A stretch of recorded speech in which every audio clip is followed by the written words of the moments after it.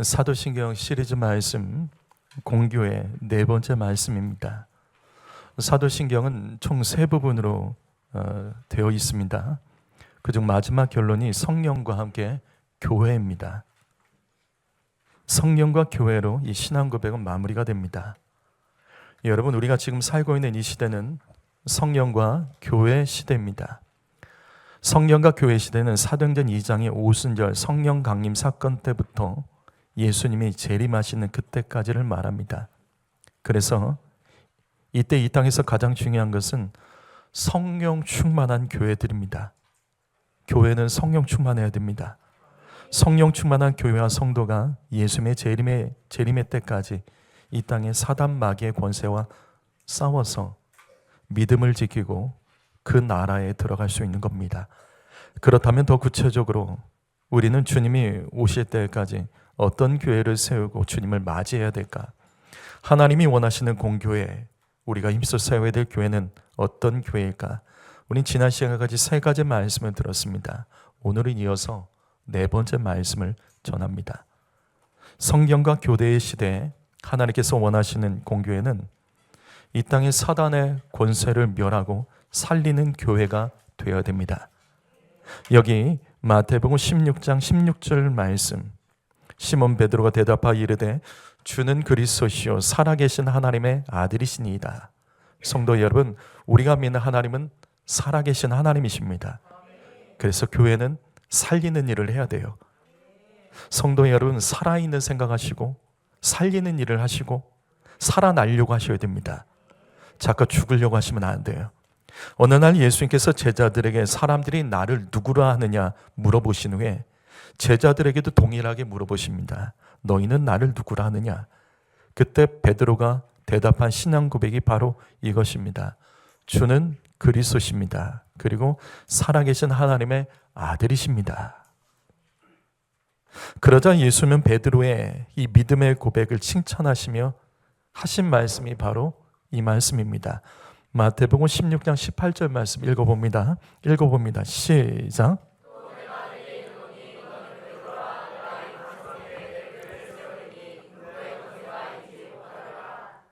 우리는 이 말씀에서 하나님의 음성을 들어야 됩니다. 성도 여러분, 입술로만 믿음 고백하시면 안 됩니다. 진정한 신앙 고백은 반드시 사명 감당으로 이어집니다. 이 말씀 보십시오. 베드로가 신앙 고백을 합니다. 주님 그 신앙 고백 칭찬하셨죠? 그리고 이어서 주님이 하신 말씀은 너 사명 감당해라. 그 믿음 가지고 그 신앙의 고백을 가지고 이제는 너가 해야 할 일이 있다며 사명을 그에게 주시는 겁니다. 여러분, 입술로만 하나님이 사랑한다, 주님만이 나의 전부이시다, 주님만으로 만족한다, 그래서 주를 위해 살겠다, 내가 죄인인 걸 깨달았다, 말만 떠들지 마시고 이 고백만 잘하는 성도님 계십니까? 그러나 참된 믿음의 고백, 겸손한 신앙 고백은 반드시 몸으로, 삶으로, 사명 감당으로 이어지게 됩니다. 여기서 이 반석 위에가 바로 베드로의 신앙 고백, 믿음의 고백을 가리킵니다. 그러나 천주교에서는 이 반석을 베드로로 해석합니다. 우리랑 다르게 해석해요. 베드로로 해석합니다.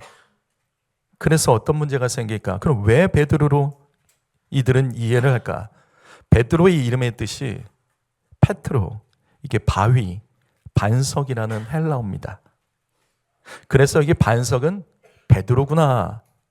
그래서 천주교는 베드로가 교회를 세우라는 말씀으로 해석하기 때문에 베드로가 일대 교황이 됩니다. 그리고 오늘날까지 천주교에서는 교황의 말이 성경과 같은 권위를 갖습니다. 여러분, 그래서 천주교에서는 성경을 잘 안 봐요. 천주교인들은 사실은 성경을 잘 안 봅니다. 성경에 대해서 무식합니다. 제가 이렇게 말씀드린 이유는, 자, 우리는 개신교입니다. 프로테스탄트, 이것은 저항하다는 뜻입니다.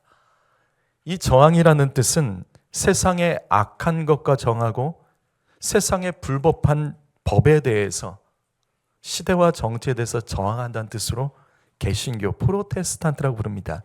우리나라 개신교는 한글로 된 우리나라 한글로 된 신구약 성경 전체, 신구약 성경 전체가 우리 개신교에서는 우리나라에서 몇 년도에 다 번역된 줄 아세요? 몇 년도에 번역됐을까요? 지금 우리가 가진 이 성경, 문체는 다르지만 최초로 이 성경 전체가 신구약이 번역된 연도를 아십니까? 이게 있을 수 없는 일이죠. 1911년입니다. 성경 전셔. 자, 이게 1800년대 말 최초로 선교사들이 우리나라에 들어옵니다.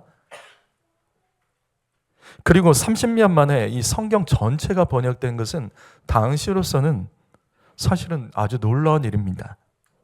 그러면 다시 천주교는 개신교보다 100년 더 먼저 들어왔습니다. 100년 더 먼저 들어왔습니다. 그렇다면 천주교에서 신구약 성경 전체가 한글로 번역된 게 몇 년도죠? 제가 저번에 얘기해 드린 적 있죠. 몇 년도죠?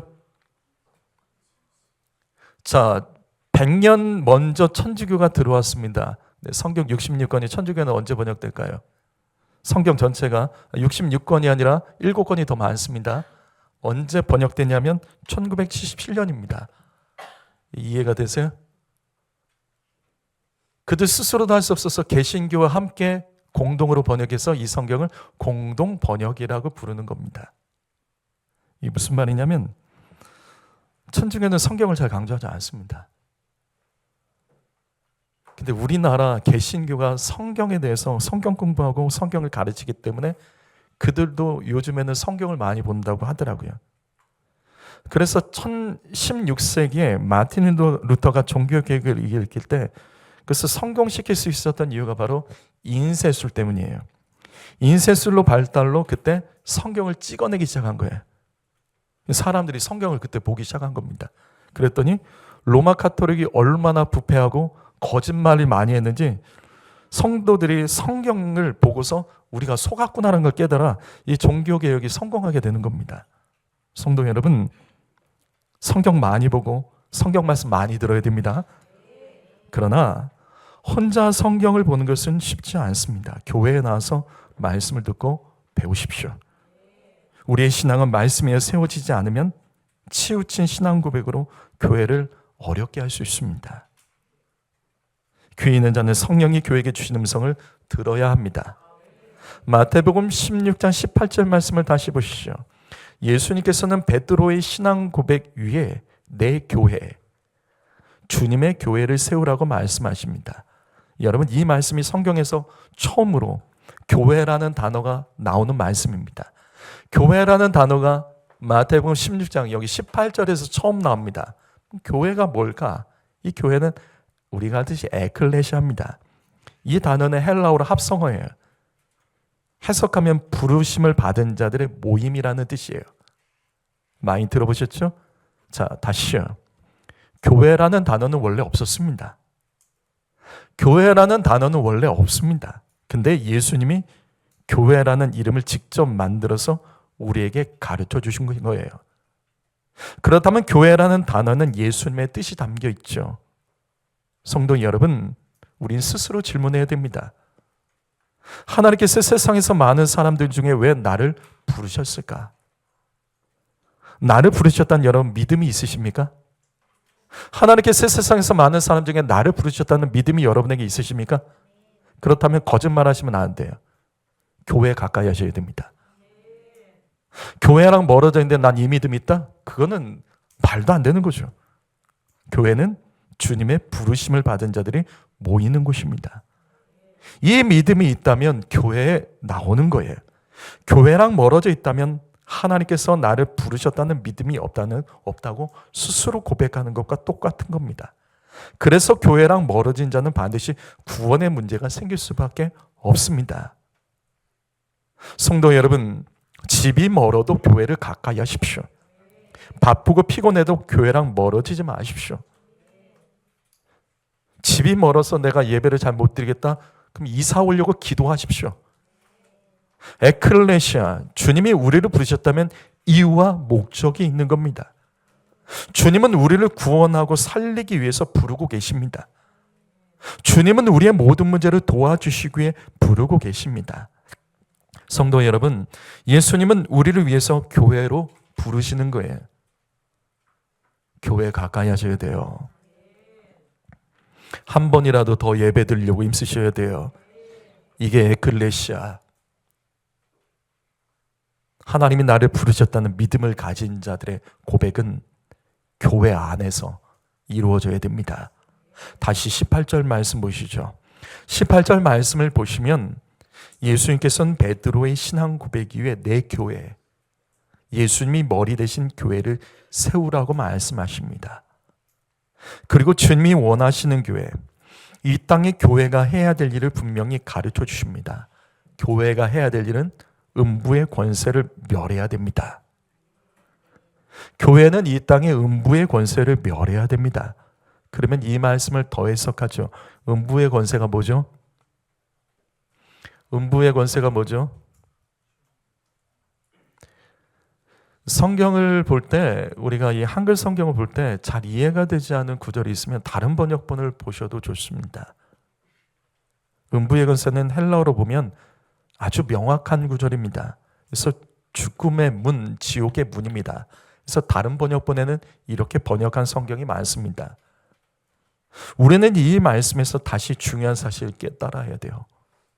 성도 여러분, 우리가 사는 이 땅 사방에는 지옥과 사망의 문이 열려 있다는 것을 우리가 알아야 됩니다.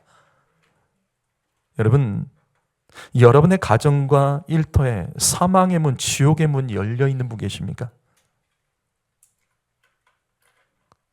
지옥 같다, 죽겠다라고 자꾸 말하는 거예요. 맞아요. 거기에 지옥의 문, 사망의 문이 열려 있어 그런 거예요. 우리 자녀들의 삶에 사망의 문과 지옥의 문이 열려 있지는 않습니까? 자녀들 입에서 자꾸 죽겠다고 하고 자꾸 지옥과 같은 일들이 벌어지고, 그래서 입술에서 사는 것이 지옥 같다, 죽겠다라는 말 반복하고 있을 때 맞습니다. 거기에 지옥의 문, 사망의 문이 열려있기 때문이에요. 거라사 광인의 말씀을 기억하십시오. 거라사 광인이 무덤가에 살면서 매일같이 미친 짓을 하고 밤마다 괴로워 소리를 지릅니다. 죽겠다는 거죠. 이렇게 살기 싫은데 이렇게 사는 인생 괴롭다는 겁니다. 그래서 생각이 더럽고 삐뚤어져 있고 행동과 감정이 지옥에 있는 사람처럼 나도 괴롭고 다른 사람을 괴롭게 하는 성도 여러분이 있으십니까?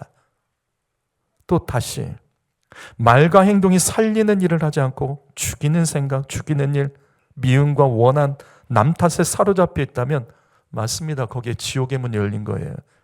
거기에 사망의 문이 열려있기 때문에 그런 겁니다. 성도 여러분, 그렇다면 우리는 오늘 말씀을 통해서 더 확실한 것은 성도는 반드시 교회를 더 가까이 해야 됩니다.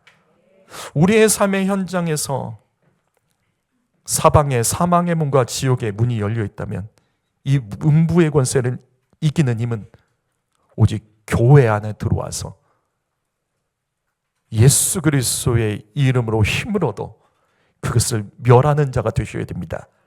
교회는 이 땅 가운데 활짝 열리는 죽음의 문과 지옥의 문을 멸해버리고 오히려 생명의 문과 구원의 문을 열어가는 사명을 감당하는 것이 거룩한 공교회예요. 그리고 이것은 예수님이 이 땅에 오신 사명과도 똑같습니다. 요한일서 3장 8절 말씀 읽어보죠. 읽어봅니다. 시작.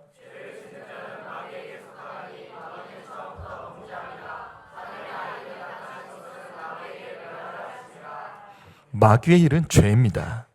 사망에 이르게 하고 지옥의 문을 여는 것이 마귀의 일입니다. 예수님께서 이 땅 가운데 죄의 문, 죽음의 문, 지옥의 문이 열려있는 마귀의 일을 멸하려고 예수님은 오셨다라고 성경은 분명히 말씀합니다.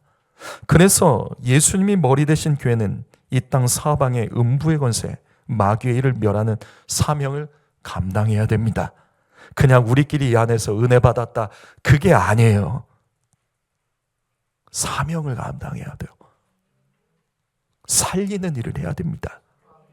사망의 문과 지옥의 문을 닫아버리는 일을 우리가 해야 됩니다. 그렇다면 구체적으로 이 땅에 사망 권세를 멸하고 살리는 교회가 되려면 어떻게 해야 될까? 두 가지 말씀드리겠습니다. 첫 번째로 목회자를 중심으로 교회가 하나 되어야 됩니다. 여기 18절 말씀을 다시 보시죠. 예수님께서는 베드로에게 내 교회, 예수님이 머리 대신 교회를 세우라고 명령하십니다. 그때 그냥 세우라고 말씀하지 않으십니다. 분명 이 반석 위에라고 말씀하십니다. 이 반석은 앞에서 말씀드린 것처럼 베드로의 신앙 고백을 말합니다. 성도 여러분, 거룩한 경고의 첫 번째 말씀 때 교회는 교회가 되는 조건이 있다고 말씀했죠. 교회는 그냥 교회라고 다 교회가 아니에요. 교회는 거룩한 공교회가 되기 위해서는 조건이 있습니다. 그 조건 중에 하나가 바로 담임 목회자입니다. 담임 목회자의 분명한 신앙 고백이 위해 세워진 교회가 거룩한 공교회로서 사명 감당합니다. 저는 이것에 대해서 늘 말씀드렸어요. 목회자가 완전하다는 말 아니에요. 목회자가 교회에서 왕이라는 말 아닙니다. 목회자는 성도들보다 부족하고 연약한 것이 많습니다. 저보다 뛰어난 분 이 안에 많으세요. 신앙적으로나 인격적으로나 모든 거 뛰어난 분이 있습니다. 하지만 뛰어난 성도가 교회를 세울 수는 없습니다. 아주 거룩한 장로가 교회를 세울 수 없습니다. 하나님께서는 목회자를 통해서 교회를 세우십니다. 이건 목회자가 특별해서가 아니에요. 잘 이해하세요. 하나님께서 교회에 세우신 질서가 그렇기 때문이에요. 질서 때문에 그렇습니다. 이번 주 인터넷상에서 떠돌았던 뉴스를 한번 보셨을 겁니다. 부산에 포도원 교회라는 대형 교회 유명한 목사님이 계세요. 부교육자에게 욕을 하는데 보통 욕이 아니에요. 무슨 내용인가 들어봤더니 이게 정말 교회에서 목회자가 부교육자에게, 부목사들, 전도사에게 말할 수 있는 내용인가? 이건 교회가 아니라 세상의 어느 직장에서 상사가 다른 사람들에게 이렇게 욕을 해도 이건 사회적인 파장이 있을 만한 내용이에요. 담임 목사가 여전도사에게까지 세상에서 입으로 담을 수 없는 그 욕을 퍼붓는데 이게 한두 번 한 솜씨는 아니에요. 결국 그 목사님은 어제 교회를 사임했습니다. 그런데 좀 안타까워요. 뭐가 안타깝냐? 그 녹취록은 어떻게 간 거죠? 그 녹취록은 어떻게 이게 공개된 거죠? 근데 이것을 공개한 이 언론사가 유스엔조입니다. 유스엔조이 아시죠? 반기독교 친동성애 언론으로 교회를 정의라고 말하면, 교회 정의를 세운다 말하면 교회 욕하고 교회 무너뜨리는 언론사입니다. 욕한 목사님 너무 아쉽습니다. 근데 녹취록이 세상에 터뜨려서 성실하고 사명 감당하는 교회들까지 같이 욕먹고 있죠. 그것도 유스엔조이라는 이 언론사를 통해서 고발한 그 교회 부교육자, 어떻게 그 생각을 했을까? 좀 더 지혜롭게 할 수 있는 방법도 있었을 터인데 좀 안타깝습니다. 바로 이겁니다. 교회에서 목회자의 영향력은 가장 큽니다. 목회자 한 사람 때문에 교회가 세워지기도 하고 사실은 무너지기도 합니다. 금방 무너져요. 다른 부분이 아니에요. 목회자 때문에. 그래서 요한계시록 2장 1절 말씀, 요한계시록 2장 1절 말씀 읽어보죠. 읽어봅니다. 시작.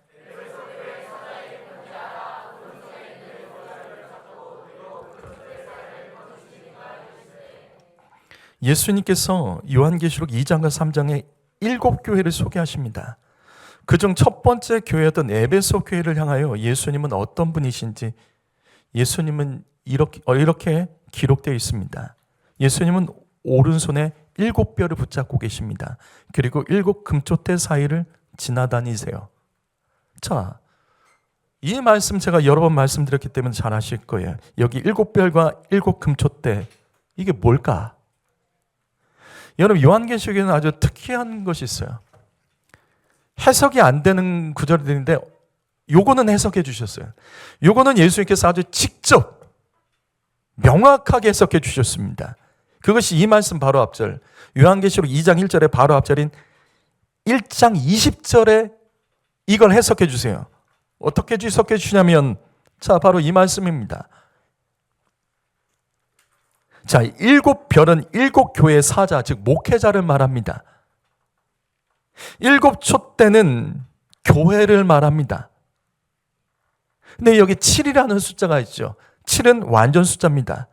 완전 숫자. 이거 완전하다는 뜻도 있지만 풀이라는 뜻이 있어요. 그러니까 일곱 사자는 이 땅의 모든 목회자를 말해요. 일곱 촛대는 이 땅의 모든 교회를 뜻합니다. 그러면 우리 요한계시록 2장 1절은 바로 그럼 이런 뜻이죠. 예수님은 오른손으로 이 땅의 모든 교회 목회자들을 꼭 붙잡고 계세요. 그리고 교회를 다스리고 세우시는 분이십니다. 이상하지 않으세요? 이상하지 않으세요?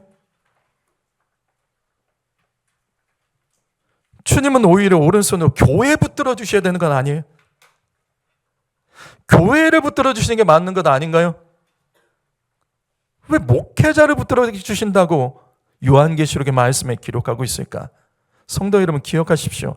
사단의 최종 공공 목표는 언제나 교회입니다. 교회 무너뜨리는 것. 요한계시록은 그래서 교회를 계속 공격하는 말씀이 나와요. 지난 시간에 우리 말씀드렸죠. 그런데 교회를 가장 무너뜨리는 확실한 방법은 목회자 넘어뜨리는 겁니다. 이것만큼 좋은 방법 없습니다. 성도 여러분, 목회자를 위해서 중보해 주시고 기도를 꼭 부탁드립니다. 여러분, 목회자는 성도들이 상상할 수 없는 마귀의 공격과 미혹과 여러 가지 문제들이 있습니다. 우리 대신교회가 이 땅의 음부의 권세, 마귀의 권세, 마귀가 열어놓은 사망과 지옥의 문을 닫고 생명의 문과 구원의 문을 열어서 살리는 사명 감당하려면 교회가 목회자를 좀 중보해 주셔야 됩니다. 그래서 부탁드립니다. 목회자와 다투지 마십시오. 다시요, 제가 옳다는 말이 아니에요. 우리 전도사님이 항상 옳다는 말은 아니에요. 목회자를 도와주십시오. 중보해 주십시오. 왜? 예수님도 목회자를 꼭 붙들어주고 계십니다. 성도 여러분, 목회자가 시험에 들지 않도록 붙들어주시고 도와주십시오. 여러분, 목회자가 잘 지칩니다. 지치지 않도록 도와주시고 함께 해주십시오. 그러면 그 교회는 음부의 권세를 멸하고 이 땅을 살리고 구원하는 일에 쓰임받을 수 있고 그런 교회를 세워갈 수 있습니다. 이 땅의 사망 권세를 멸하고 살리는 교회가 되려면 어떻게 해야 될까? 두 번째로는 말세에 이기는 교회가 되어야 됩니다. 여기 말씀 요한계시록 2장 7절 말씀 읽어보죠. 읽어봅니다. 시작.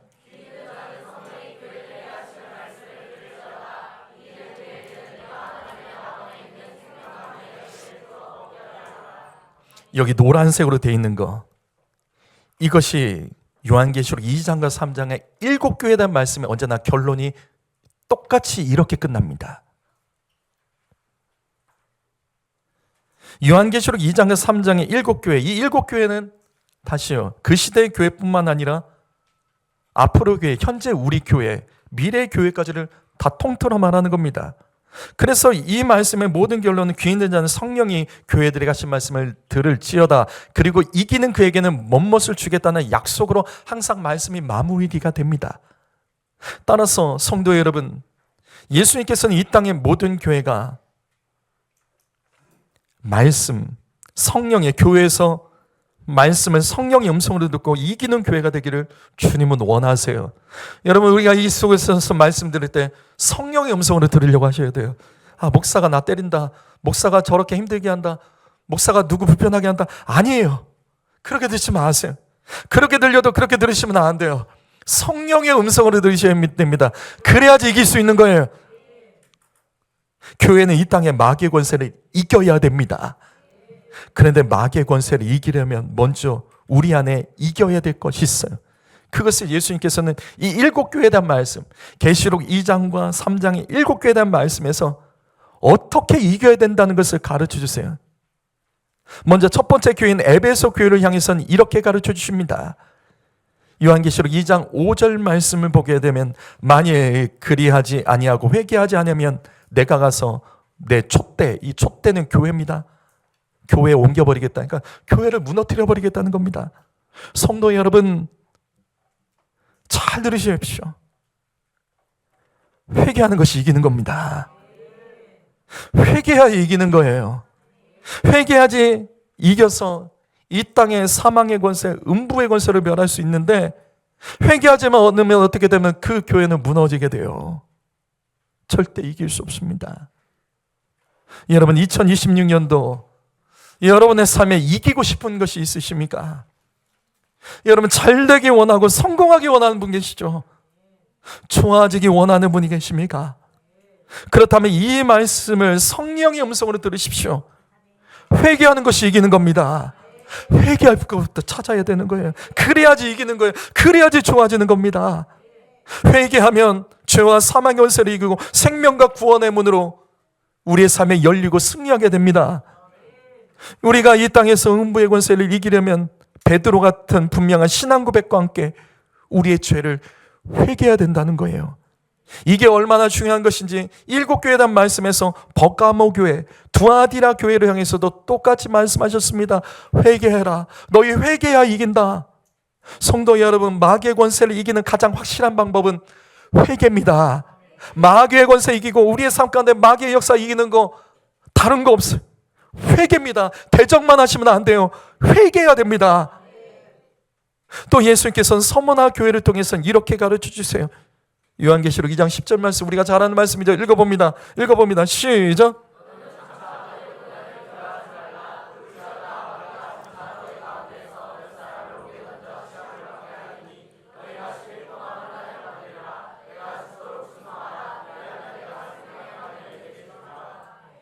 성도 여러분, 지금 여러분의 삶 가운데 고난이 있는 분 계십니까? 시험 받으신 분 계세요? 환난 당해서 힘드신 분 계십니까? 그러나 이 말씀 기억하십시오. 죽도록 충성하셔야 됩니다. 그래도 죽도록 충성하는 것이 이기는 겁니다. 바로 이겁니다. 마귀보다 성실하셔야 됩니다. 마귀의 권세를 이기려면 마귀보다 성실해야 돼요. 내가 공부를 잘하려면 나보다 공부 더 잘하는 애보다 성실해야 되는 거예요. 똑같은 거예요. 내가 저 사람보다 더 잘 살려면 저 사람보다 더 성실해야 되는 겁니다. 예배 시간에 늦지 마세요. 예배 시간에 왔다 갔다 하지 마세요. 성실하게 예배 드리세요. 기도하는 일에 성실하세요. 같이 기도할 때 왜 가만히 계십니까? 누군가는 그 기도 시간에 분명한 소리로 부르짖어 기도해서 열매를 만들고 씨앗을 심어가는 자들인데 왜 시간을 허비하십니까? 오늘 찬양할 때 여러분 어떠셨습니까? 힘없이 하지 마십시오. 성실하게 하십시오. 사명 감당할 때 여러분 꼭 부탁드립니다. 뒷마무리까지 끝까지 성실하셔야 돼요. 처음만 같이 하다가 사라진 사람 많습니다. 앞에서 분위기 띄워놓고 빠져나간 사람 많습니다. 안 됩니다. 성실해야 됩니다. 주님께 드리기 위해서 성실하게 일하십시오. 마귀보다 성실할 때 그 성실한 마귀의 권세를 이길 수가 있는 겁니다. 또 예수님께서는 사대교회를 통해서는 이렇게 가르쳐 주십니다. 요한계시록 3장 5절 말씀, 이기는 자는 이와 같이 흰옷을 입을 것이요. 흰옷을 입은 자가 이긴다는 거예요. 흰옷을 입은 자가 이긴 자라는 겁니다. 그 다음에 요한계시록에서 흰옷의 의미가 뭐죠? 우리 말씀 배운 사람들 아시죠? 흰옷의 의미가 뭐죠? 이 흰옷은 우리가 잘 알고 있는 단어로 세마포입니다. 세마포. 이 정체를 요한계시록 19장 8절에서는 이렇게 기록합니다. 성도들의 옳은 행실이다고요. 세마포는 이 땅의 성도들이 믿음으로 이 땅에서 어떻게 살았는지 옳은 행실, 그것을 보여주는 것이 세마포예요. 바로 이겁니다. 옳은 행실로 이기십시오. 여러분 오늘 옳은 행실로 이기십시오. 내가 하고 싶은 대로 하지 마시고 옳은 행실을 하셔야 됩니다. 주님 모시게 오르셔야 돼요. 가정에서는 어떻게 옳은 행실을 하십니까? 자녀 여러분 부모에게 순종하세요. 그게 옳은 행실입니다. 부모 이겨먹으려고 하지 마세요. 부모가 언제나 옳다는 게 아니에요. 똑같아요. 하나님이 세우신 질서이기 때문에 부모에게 순종하라는 거예요. 부모는 자녀의 믿음을 성장시키고 자녀의 믿음을 전수하기 위해서 몸부림쳐야 됩니다. 부모 여러분 자녀들에게 시키지만 마세요. 너 이거 해라, 기도해라, 예배해라. 그러면서 뒤에서 본인들은 똑바로 하지 않고 부모가 믿음으로 자녀를 키우는데 그 입술에서 선한 말 나가지 않고 옳은 행실을 우리가 해야 돼요. 교회에서 옳은 행실을 부탁드립니다. 여러분 각 기관에서 권위자들에게 순종해 주세요. 다시요. 여러분의 기관의 기관장이 다 옳다는 게 아니에요. 그 팀의 팀장, 부장들 그 사람들이 다 옳다는 게 아니에요. 계속 말씀드렸잖아요. 하나님이 세우신 질서입니다. 질서. 교회에서 내 감정과 내 기분대로 내 경험대로 하지 마시고 질서를 지켜주십시오. 이게 옳은 행위입니다. 예배 잘 드려야 됩니다. 예배는 드리는 겁니다. 받으려고만 하지 말고 뭐 안 채워졌다고 말하지 말고 드리려고 하세요. 드리려고 하면 채워집니다. 하나님은 받고 계시는 분 아닙니다. 하나님은 거지가 아니에요. 안 주시면 안 주시는 이유가 있겠죠. 때가 아닌가 보죠. 아직도 채워지지 않은 것이 있나 보죠. 옳은 행실로 채워가셔야 되는 거예요. 이렇게 하나님 보시기에 옳은 행실을 하는 사람 통해서 주님은 이 땅의 마귀의 권세를 멸하고 주님께서 옳은 일로 이 땅을 잡아주신다고요. 내가 옳지 않으면 옳은 일을 할 수 없습니다. 나는 옳지 않으면서 교회가 옳아야 된다고 말만 하면 안 되는 거예요. 옳은 행실로 교회를 같이 세워가 주시죠. 또한 예수님은 빌라델비아 교회를 통해서는 이렇게 말씀하십니다. 요한계시록 3장 10절 말씀 읽어봅니다. 시작.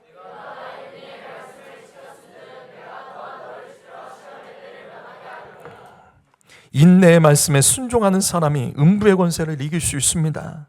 여러분 여기서 인내의 말씀이라는 구절을 놓치지 마세요. 이 말씀에서 하나님의 음성을 들으셔야 됩니다.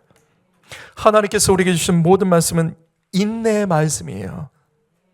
인내하는 말씀이라고요. 여러분 갑자기 은혜 받는 말씀에 속지 마세요. 갑자기 오늘 말씀에 은혜 받아서 속지 마세요. 갑자기 내 마음에 이 말씀이 오늘 꽂혔어. 그거 속지 마세요. 하나님의 말씀은 인내의 말씀입니다. 갑자기 훅이 아니라고요. 무슨 말씀이냐면 주님이 우리에게 주신 말씀은 땀 흘리고 수고해야 되는 인내의 말씀이에요. 인내하며 말씀에 순종할 때 그 말씀이 진짜 나에게 주신 은혜의 말씀입니다. 힘들어서 순종하는 말씀, 그것이 마귀의 권세를 이기고 이 땅 가운데 사막의 권세를 끊어내며 생명과 구원의 역사를 일으킬 수 있음을 기억하시며, 성도 여러분, 말씀 쉽게 듣지 마시고 말씀 쉽게 은혜 받는 거 그거 스스로 속지 마시고, 어디 가서 누가 좋은 말씀 한다 그거 따라다니지 마시고, 진짜 좋은 말씀은, 나에게 좋은 말씀은 인내하는 말씀이어야 됩니다. 인내하며 순종하며 그 말씀을 따라가야 되는 거예요. 마지막으로 예수님은 라우디게아 교회를 통해서는 이렇게 말씀하십니다. 요한계시록 3장 20절 말씀 읽어보죠. 읽습니다. 시작.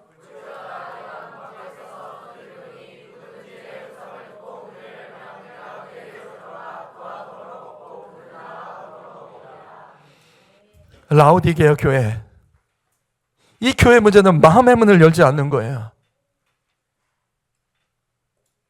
그래서 이 교회가 죽어가고 있었어요. 근데 본인들이 죽어가는 걸 몰라요. 바로 이겁니다. 마음의 문을 여는 자가 이깁니다. 여러분 오늘 마음의 문이 열려 있으셨습니까? 교회 오는데 오늘도 짜증낸 분 계시지 않으세요? 매 주마다 이것을 씨름하는 가정이 있습니까? 찬양할 때 입술이 제대로 안 열리는 사람 있으세요? 합심 기도할 때 남들 기도 소리나 듣고 있고 입이 열지 않는 사람 있으세요? 교회에서 성도를 만나도 인사도 제대로 못하고 마음이 열리지 않는 사람 있으십니까? 마음의 문을 여십시오. 잘 들으세요. 마음의 문을 여는 것은 내가 해야 됩니다. 하나님이 못하세요. 아니, 하나님이 못하시는 게 아니라 안 하세요. 하나님은 인격적이십니다. 억지로 우리의 마음을 열고 거기에 말씀을 집어넣어주지 않는다고요. 만약 하나님이 모든 사람의 마음을 억지로 다 여신다면 세상에 누가 지옥 갑니까? 세상에 누가 예배 시간에 은혜 받지 못한 사람이 어디 있습니까? 그런 일은 없어요. 내가 해야 돼요. 마음의 문은 내가 열어야 됩니다. 누구 때문에 열지 못한다? 아니라면 아닙니다. 그 사람이 열어주는 게 아니라 내가 열어야 되는 겁니다. 마음의 문이 닫힌 자가 어떻게 생명의 문과 구원의 문을 열 수 있겠습니까? 성도 여러분, 마음의 문은 스스로 여세요. 누구 때문에 안 된다 말하지 마시고, 그거 이겨내는 것은 내가 해야 될 몫이. 그 음성을 듣고 문을 열면 주님께서 들어와 함께 하신다고 약속해 주셨습니다. 주님이 억지로 안 들어오시잖아요. 내가 열어줘야 되는 겁니다. 이와 같이 성도들은 말세를 이기는 성도가 되려면 이처럼 회개하고 충성하고 옳은 행실하고 인내하며 말씀에 순종하고 주님을 향하여 마음의 문을 여는 자가 음부의 권세를 이길 수 있습니다. 그런 교회를 세워갈 수 있는 겁니다. 이와 같은 성도들을 통해서 음부의 권세를 이기는 교회가 세워질 수 있습니다. 사랑하는 성도 여러분, 죽이는 일을 하지 말고 살리는 일을 해야 됩니다.